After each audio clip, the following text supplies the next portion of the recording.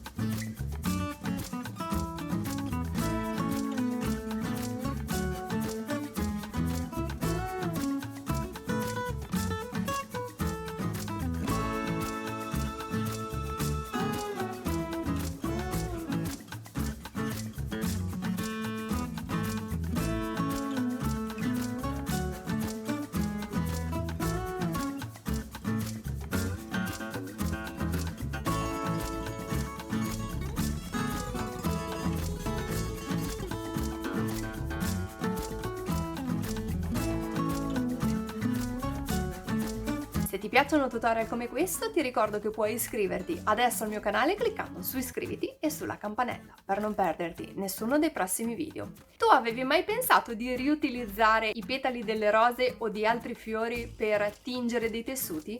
Fammelo sapere nei commenti. Puoi anche mandarmi le foto delle tue creazioni tramite Instagram o Facebook. E se questo video ti è piaciuto potresti lasciarmi il tuo like e condividerlo sui social. Io ti ringrazio fin da ora. Noi ci vediamo alla prossima. Ciao!